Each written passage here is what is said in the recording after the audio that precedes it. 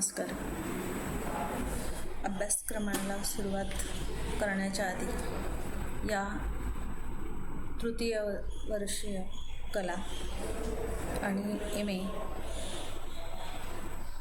या वर्गांसाठीचा अभ्यास आहे.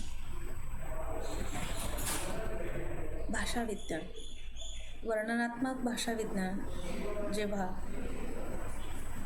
आपण शिकतो, ऐतिहासिक भाषाविज्ञान आपण शिकतो, या अभ्यासक्रमामध्ये ही दोन्हीही बदलती ऐतिहासिक अशा भाषाविज्ञानाच्या अनुषंगाने अभ्यासली जातात. या तृतीय वर्षीय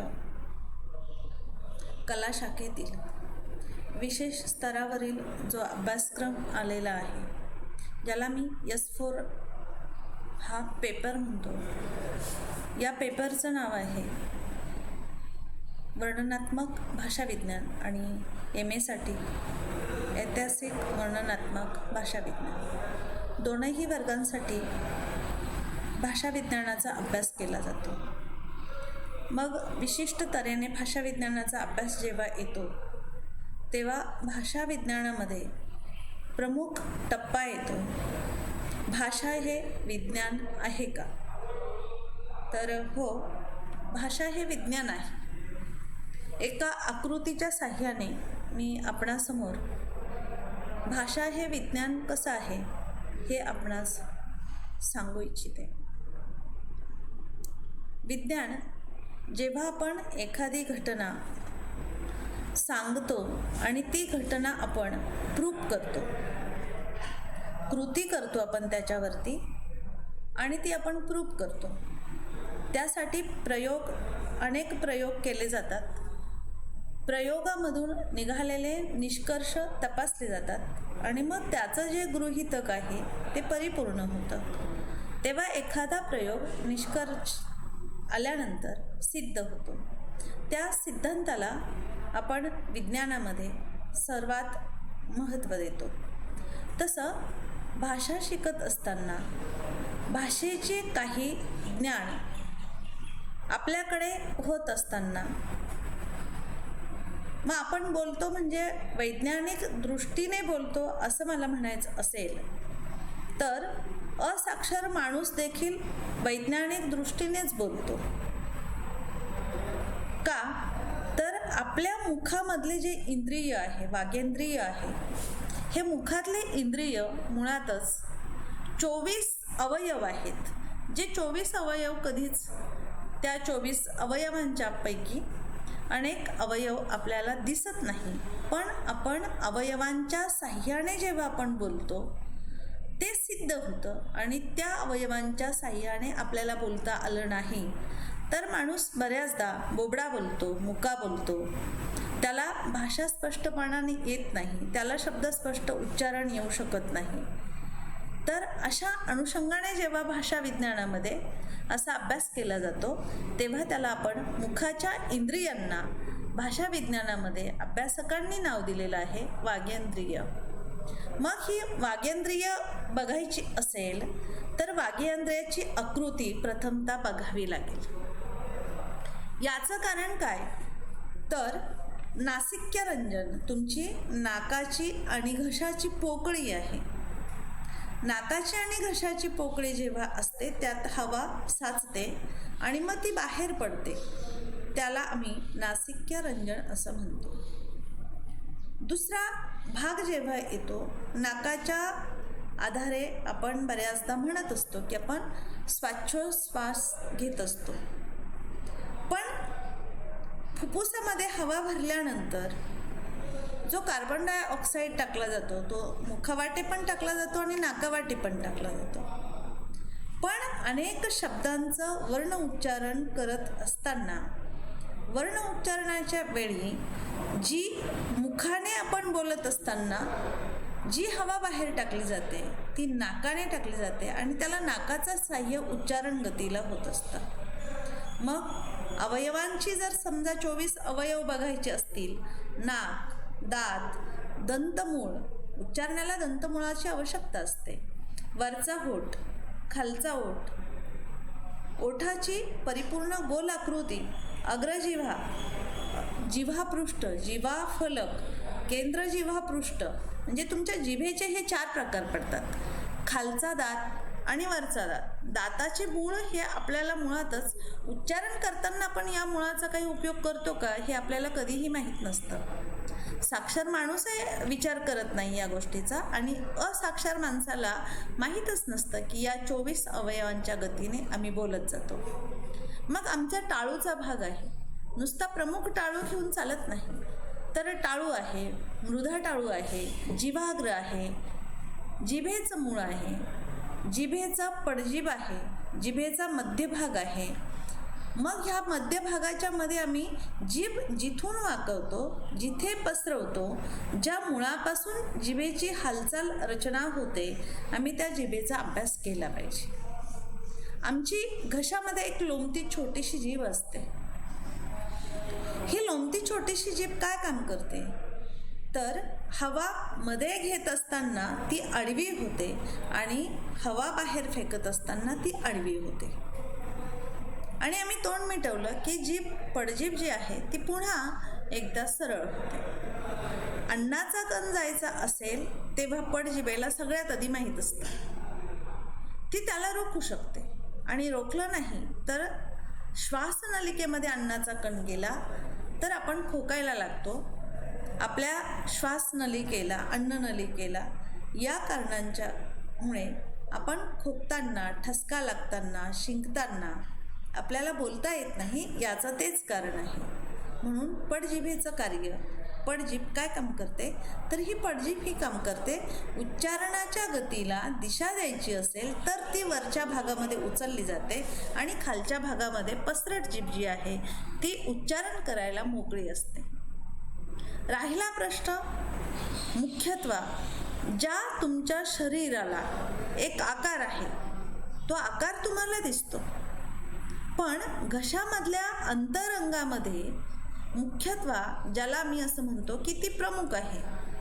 जसं शरीराचं प्रमुख काय आहे, तर जे काम करतं ते हृदय आहे.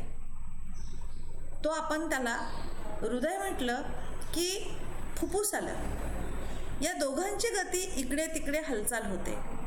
पण श्वसनाचा भाग आणि श्वसनाच्या फुफ्फुसाचा भाग उच्चारण प्रक्रियेमध्ये काय काम करतो, तर हवेला थांबून धरणं आणि हवा वेगाने, अतिवेगाने, कमी वेगाने टाकणं, हा फुफ्फुसाचं हे जितकं काम आहे तितकंच काम घशातील प्रमुख स्वरतंत्री करते.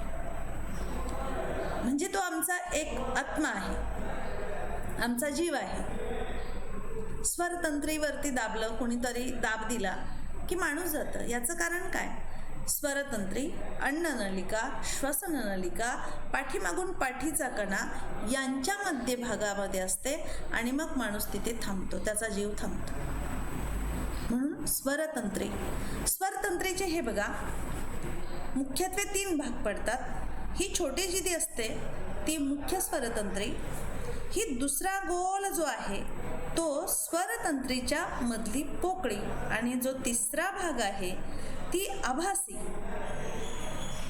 स्वरतंत्री आहे. एक स्वरतंत्री हवा आतमधून फुफ्फुसाच्या बाहेर येण्यासाठी नाकातून जेव्हा बाहेर पडत असते, स्वरतंत्री अंकुंचन पावते आणि हवा जोराची आली का ती प्रसरण पावते. प्रसरण पावली की नाकातून हवा काही पोकळी निर्माण होते, तेव्हा ती त्या गतीनं निघून जाते आणि त्या गतीनं गेल्यानंतर जिभेची हालचाल सुरू असते. म्हणून जो आवाज येतो तो जिभेतून येत नाही, तो घशातून येत नाही, तर तो स्वरतंत्रीतून येतो.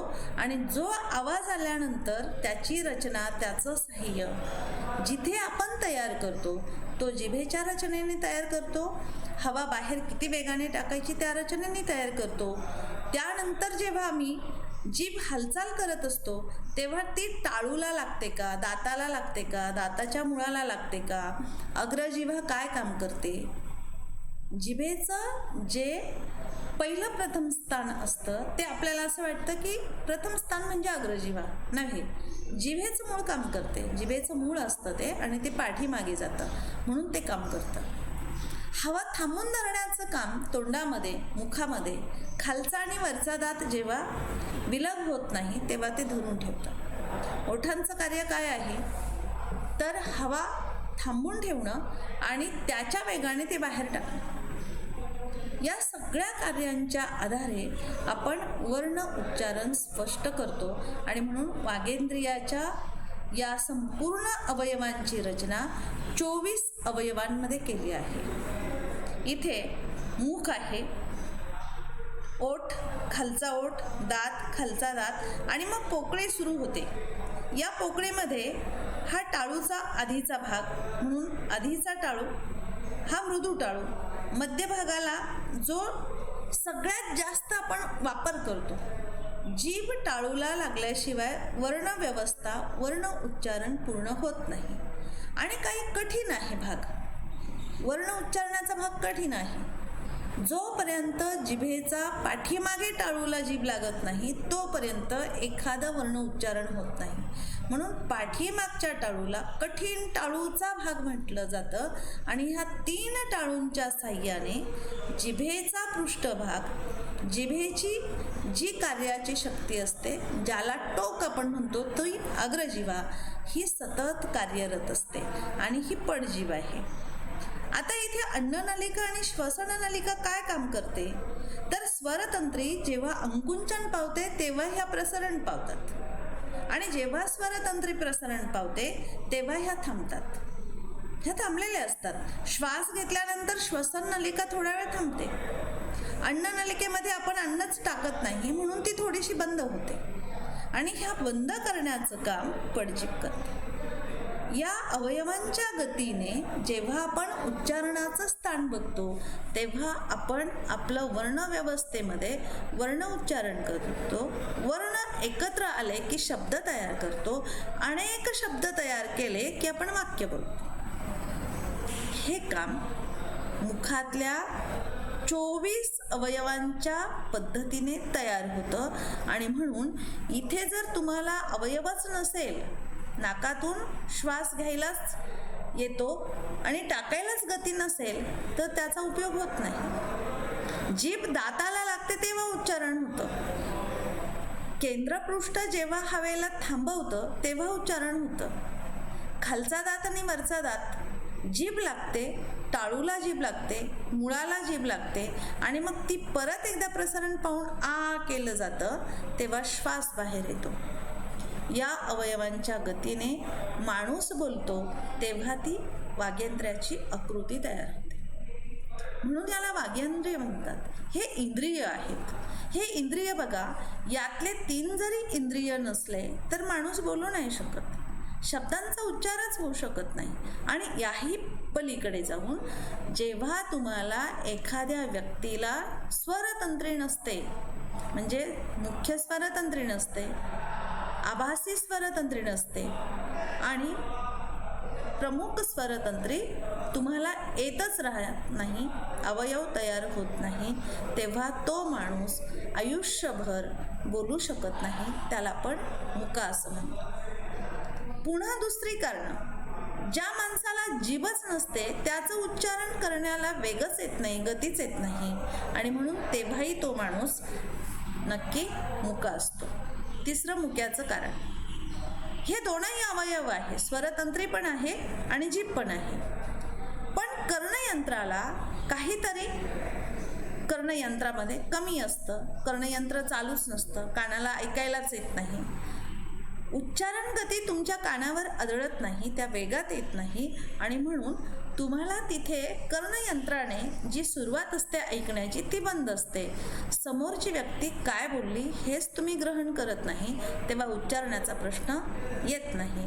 तिथेही माणूस मुका असतो आणि म्हणून भाषेचं शास्त्र असं सांगतं, जोपर्यंत ही इंद्रिय कार्यरत होऊ शकत नाही, कृती करू शकत नाही, कृतीच्या साह्याने माणूस तिथे येऊ शकत नाही, तोपर्यंत ते उच्चारण, भाषेचं उच्चारण होऊ शकत नाही. याच्यावरती एक सूचना मी करू इच्छिते. जगातल्या कोणत्याही भाषा असतील तर जगातल्या कोणत्याही भाषेला मुखातले 24 इंद्रिय काम करून देतात तेव्हा जगातली कुठलीही भाषा बोलली जाते. आणि म्हणून हा जो पट आहे, वर्णनात्मक भाषा विज्ञानाचा एक प्रमुख गट आहे, ज्याला आम्ही म्हणतो शरीर आहे तुमचं. पण शरीरामध्ये हे अवयव नसतील, उच्चारण होणार नाही, तर तुमच्या ज्ञानाची पातळी इथे कमी होऊ शकते. आणि म्हणून भाषा हे शास्त्र आहे, भाषा हे विज्ञान आहे. अन्यथा भाषेला विज्ञानाच्या गतीचे इंद्रिय नसतील तर आपण इथे मुकसंवाद करू शकू. आणि म्हणून वागेंद्राची आकृती ही प्रमुख महत्त्वाच्या कारणाच्या मध्ये प्रत्यक्ष बोलण्याची, मुखातील अवयवांची रचना, त्याचं उच्चारण, त्याचा कठीण काळ, त्याचे हे सगळेच्या सगळे पडजीव हे काम करत असतात. एक छोटीशी आकृती काढली आहे, टाळूचे भाग. टाळूचे भाग हे तुम्हाला बघायचं असेल तर टाळूपट आहे, मृदू टाळू आहे, कठीण टाळू आहे. आणि सगळ्यात पाठीमागे जिथून टाळूचा सुरुवात होते त्याला पश्य टाळू आम्ही म्हणतो. या पश्य टाळूमध्ये हवा थांबली जाते, नंतर ती कठीण टाळूच्या बाहेर येऊ शकते. शेकंदचा भाग असतो आणि टाळूपटाला जीभ स्पर्श करते तेव्हा तुमचं उच्चारण तयार होतं. म्हणून हे टाळूचे भाग. टाळूचे भाग झाल्यानंतर प्रमुख भागामध्ये आपण येऊया. तुमच्या स्वरतंत्रीचा आकार कसा असू शकतो. ही श्वसन नलिका, ही अन्ननलिका, हा तुमचा पाठीचा कणा आणि हा तुमचा कंठमणी. हा कंठमणी जपून ठेवलेला आहे. याचं कारण काय, श्वसन नलिकेचं आवरण आहे, अन्ननलिकेचं पाठीमागे शेजारी आवरण आहे आणि पाठीचा कणा स्वरतंत्रीला कुठलीही इजा होऊ देत नाही. म्हणून हा पाठीचा कणा खूप महत्त्वाचा. याच्यानुसार या स्वरतंत्रीच्या कंठमणीच्या नुसार तुम्ही उच्चारण करता आणि तुम्ही बोलता. श्वसन नलिकेमध्ये श्वास घेतलाच गेला नाही, तो फुफ्फुसातच गेला नाही, फुफ्फुसाने कार्बन डायऑक्साईड बाहेर टाकलीच नाही, तर आपलं उच्चारण कधीच होऊ शकत नाही. म्हणजे बघा, जीवनामध्ये, भाषेमध्ये कार्बन डायऑक्साईडला इतकं महत्त्व आहे, तो कार्बन डायऑक्साईड बाहेर पडतो म्हणून उच्चारणाला, श्वासाला हवा जी लागते ती न कळतपणाने ही आपल्याकडे मुखामध्ये येते, नासिकमध्ये येते, नासिक्य रंजनमध्ये येते आणि मग आपण उच्चारण्याच्या गतीला सुरुवात करतो. त्याशिवाय आपली गती तयार होऊ शकत नाही. ही तयार न झालेली गती जी आहे ती हवेच्या वेगाने तयार होते. आणि म्हणून अवयवाच्या मध्ये श्वसनाचा जो भाग आहे, फुफ्फुसाचा जो भाग आहे, तो सगळ्यात महत्त्वाचा 24वा अवयव मानला गेला. आणि इथे नासिक्य मनोरंजन, नासिक्य याची पोकळी, नाकातून येणारी घशाच्या पर्यंत ही जी पोकळी आहे, ही पोकळी सतत काम करत असते.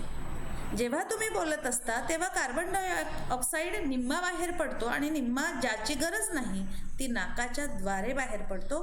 आणि कधी कधी काहींचं उच्चारण आपल्याला कळतं नाकातून आलं आहे, ते नाकातून येणारं उच्चारण हे त्याच साह्याने येतं. आणि म्हणून या इंद्रियांची भाषा विज्ञानामध्ये, वर्णनात्मक भाषा विज्ञानामध्ये ही गती बऱ्याचदा पुढे जाते. मला लक्षात नाही, 6 वाजलं, सरांचा फोन आला. पूर्ण झालं.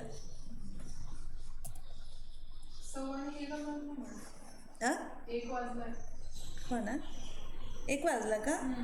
मला कोणता काटा दिसला? 1:05 सरांचा फोन आला ना.